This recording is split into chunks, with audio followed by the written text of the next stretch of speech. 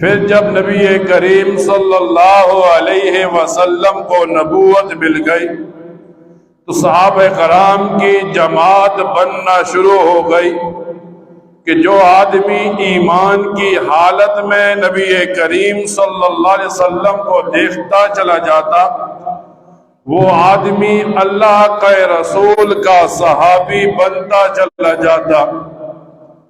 تو ایک مسلمان کا یہ عقیدہ ہے، اللہ تعالیٰ کے جو دو جماعتوں کو چنا، انبیاء کی جماعت ہو یا صحابہ کی، دونوں جماعتیں پاک ہیں۔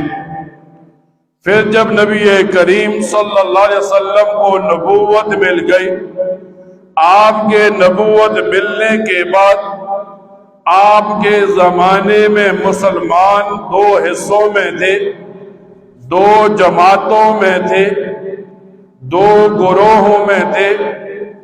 ایک طرف کے مسلمانوں کو صحابہ کہتے ہیں، دوسری طرف کے مسلمانوں کو آل بیت کہتے ہیں۔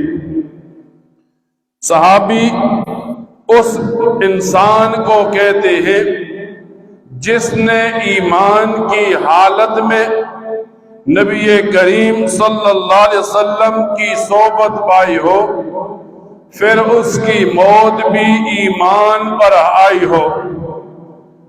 پھر جب ایک آدمی صحابہ کرام کی شان دیکھتا ہے تو قرآن کریم میں اللہ تعالیٰ ارشاد فرماتے ہیں رضی اللہ عنہم ورضوا عنہ، اللہ تعالیٰ ان صحابہ کرام سے راضی ہو گیا اور یہ صحابہ کرام اللہ تعالیٰ سے راضی ہو گئے۔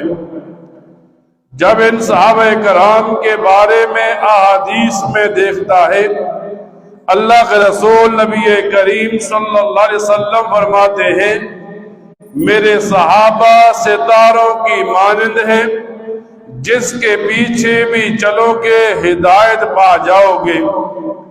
تو صحابہ کرام کی جو جماعت ہیں یہ بھی اہل ایمان کے لیے ایمان کا مرکز ہے۔